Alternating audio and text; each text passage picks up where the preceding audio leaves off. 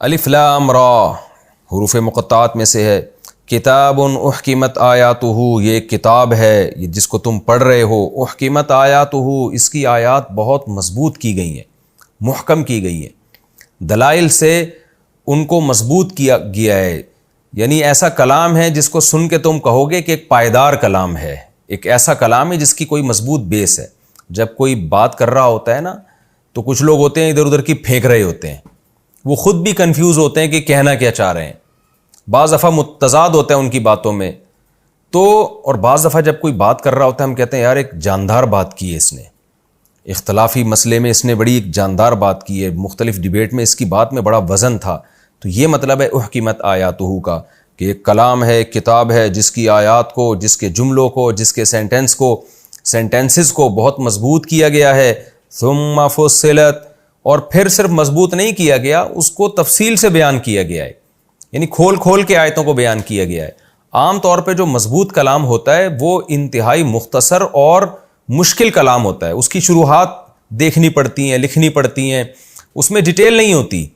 وہ عام طبقہ جو ہے نا ان کو اپیل نہیں کر رہا ہوتا، وہ بہت ہی پڑھے لکھے قسم کے لوگ اس کو سمجھتے ہیں. لیکن قرآن میں ایسا نہیں ہے. قرآن کہہ رہا ہے ثم فصلت، پھر اس میں ایک بات یہ بھی ہے کہ اس کی آیتوں کو کھول کھول کے بیان کیا گیا ہے. ورنہ انسان جب کسی بات کو تفصیل سے بیان کرتا ہے نا تو پھر وہ لڑکھڑا جاتا ہے اس میں. کہتے ہیں نا ٹو دا پوائنٹ بات اور مختصر بات جاندار ہوتی ہے. وہ اسی وجہ سے ہوتی ہے کہ آپ جب بات کی ڈیٹیل میں جاتے ہو تو گڑبڑ کر جاتے ہو عام طور پہ. لیکن قرآن کی یہ بلاغت ہے، مضبوط کلام ہے لیکن وہ مغلق نہیں ہے. ایسا نہیں ہے کہ سمجھ میں ہی نہ آ رہا ہو، بہت آسان کر دی اللہ نے اس کلام کو. ثم فصلت، تفصیل سے یعنی آسان طریقے سے اس کو کھول کھول کے اس کی آیتوں کو بیان کر دیا گیا ہے. اور یہ سب کام کس کی طرف سے ہو رہے ہیں؟ انسانوں کی طرف سے نہیں ہو رہی ہے، بلکہ من لدن، یہ کلام اس ذات کی طرف سے ہے، حکیمن، جو بہت حکمت والی ذات، خبیرن، اور ہر چیز سے باخبر ہے. تو خود سوچیں، ہم جو تجزیہ نگاروں کو دیکھتے ہیں نا، جو باخبر ہوتے ہیں ان کا کلام مضبوط ہوتا ہے. اور اگر حکمت بھی ہو کہ کیا بات کرنے کی ہے، کیا بات کرنے کی نہیں ہے، تو کلام میں کیسی جان پیدا ہو جائے گی. تو یہ قرآن اس ذات کا کلام ہے، اس اللہ کا کلام ہے جو حکمت والی ذات ہے اور ہر چیز سے باخبر ہے، لہذا اس کے کلام میں غلطی نہیں ہو سکتی.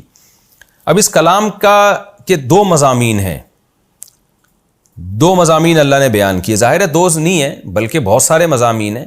تو دو مضامین کو اس لیے ہائی لائٹ کیا جا رہا ہے کہ یہ اس کلام میں جو قرآن اللہ نے نازل کیا ہے اس کے اہم ترین مضامین میں سے ہیں.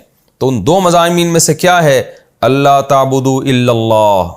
پہلا جو سب سے امپورٹنٹ مضمون ہے اس کا وہ یہ ہے کہ اللہ کے سوا کسی کی عبادت غلامی نہیں ہوگی. یہ بہت امپورٹنٹ بات ہے. جو مذہبی لوگ نہیں ہیں، جو سیکولر لوگ ہیں، لبرل لوگ ہیں، انہوں نے گاڈ کو سیکنڈری قرار دیا ہے، دوسرے درجے پہ رکھا ہے. وہ اپنے ملکی قوانین کو اور اپنی آرا کو، اپنی خاندانی رسومات کو، اپنے کلچر کو، اپنی عقل کو سب سے پہلے رکھتے ہیں. لہذا کوئی اپنی عقل کا غلام ہے. قرآن میں ایک جگہ آتا ہے کہ افرأیت من اتخذ الہہ ہواہ، کیا تم نے ایسے شخص کو دیکھا جس نے اپنی خواہشات کو خدا بنایا ہوا ہے؟ تو بعض لوگ اپنی خواہشات کی عبادت بھی کرتے ہیں.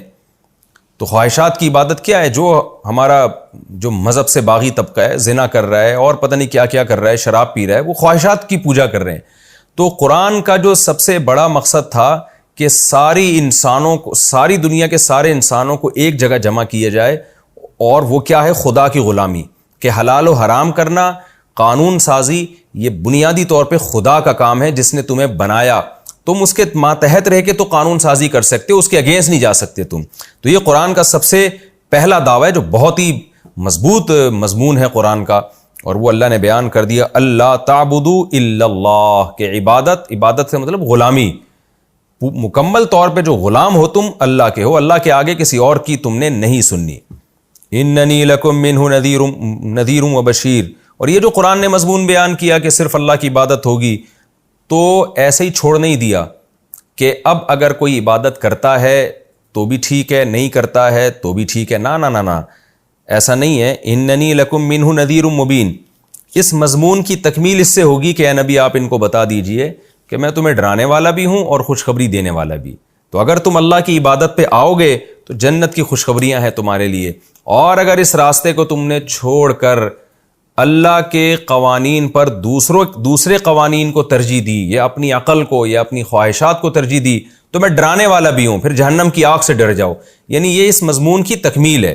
دوسرا اس کا اہم ترین قرآن کا مضمون کیا ہے؟ وَأَنِ اسْتَغْفِرُوا رَبَّكُمْ. دوسرا مضمون یہ ہے کہ اپنے رب سے توبہ استغفار کرو.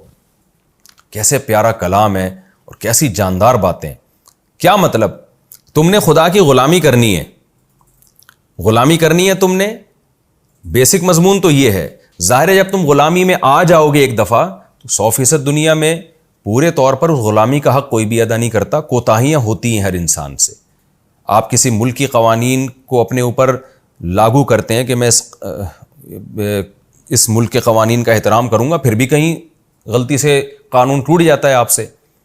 تو اسی طرح اللہ کے ساتھ بھی ہو سکتا ہے. تو اس لیے اللہ نے کہا کہ اگر کبھی اس کی مخالفت ہو، ان استغفروا ربکم، تو اپنے رب سے توبہ اور استغفار کرو. اور خاص طور پر جن لوگوں سے شرک ہو چکا ہے، قرآن دنیا میں آنے کے بعد وہ شرک سے توبہ کریں. ثم توبوا الیہ، پھر غلطی سے توبہ کرنے کے بعد توبوا الیہ، اسی اللہ کی طرف متوجہ رہو. یعنی قرآن کا اللہ نے خلاصہ ان 2 آیتوں میں بیان کر دیا کہ قرآن حکم دے رہا ہے کہ اس بات کا التزام کرو کہ آج کے بعد میں صرف اور صرف خدا کو، اللہ کو اپنا بڑا مانوں گا. میں اس کے قانون کے آگے کسی کی نہیں سنوں گا. جب تک آپ یہ التزام نہیں کر لیتے اور اسی راستے کو برحق نہیں سمجھتے، اس وقت تک آپ اسلام کے دائرے میں داخل نہیں ہوتے. اور پھر عملی کوتاہی اگر ہو رہی ہے تو اس کے لیے توبہ استغفار. اور توبہ استغفار کی بھی اللہ نے شرط بیان کر دی کہ یہ نہیں کرنا کہ توبہ کی پھر گناہ کیا، توبہ کی پھر گناہ، نہ.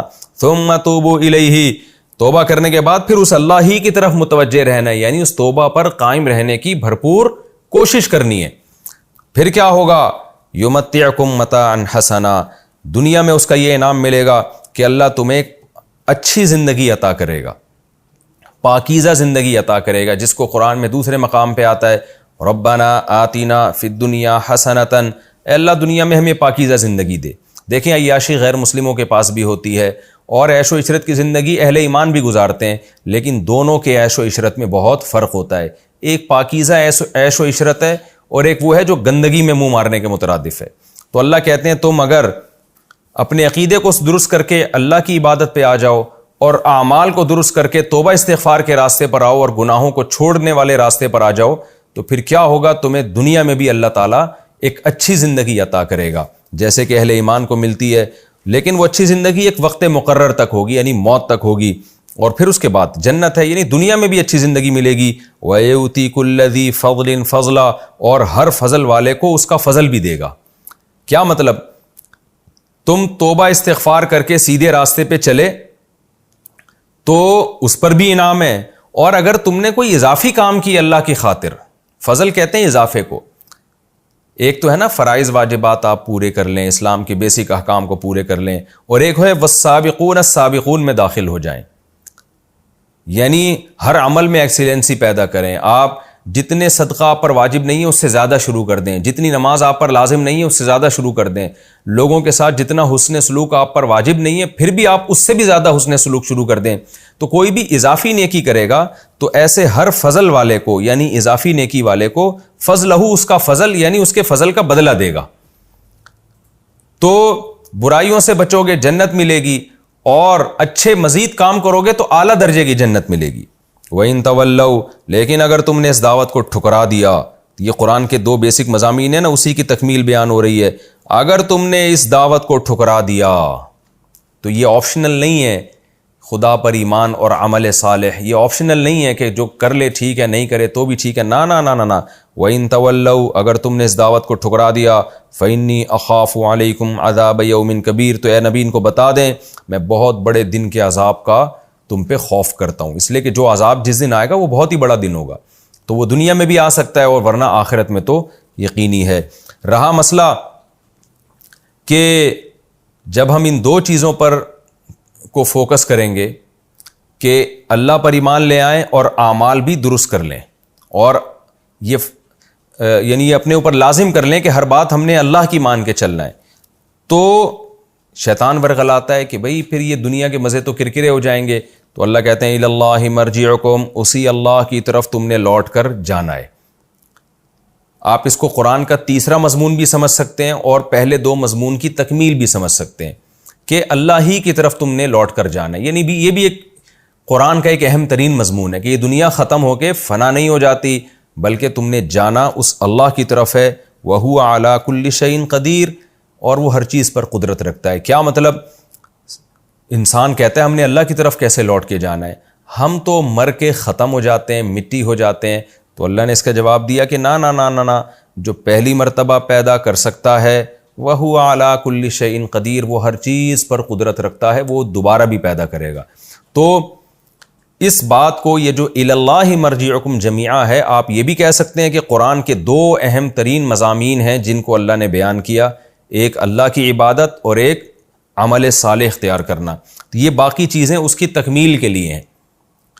اور یوں بھی کہہ سکتے ہیں کہ تیسرا مضمون بھی اللہ نے بتایا کہ اِلَى اللَّهِ مَرْجِعُكُمْ, یہ بھی قرآن کا ایک امپورٹنٹ مضمون ہے کہ دنیا کہتی ہے کہ ہم مر کے ختم ہو جاتے ہیں, قرآن کہہ رہا ہے مرنے کے بعد تم نے اللہ کی طرف لوٹ کر جانا ہے. اور قرآن یہ بتانے کے لیے بھی آیا ہے کہ اللہ ہر چیز پر قادر ہے. آپ اس زمینی اسباب کو دیکھ کے یہ نہ سمجھیں کہ جو کچھ ہے بس یہی ہے, یہ تو اللہ نے پیدا کی ہیں, تو اللہ دوبارہ بھی پیدا کر سکتا ہے. الا انہم یثنون صدورہم لیستخفوا منہ, مشرکین مکہ یہ کیا کرتے تھے کہ جب اس طرح کی باتیں سنتے اسلام کے بارے میں تو خفیہ سازشیں کیا کرتے تھے, چھپ چھپ کے بیٹھ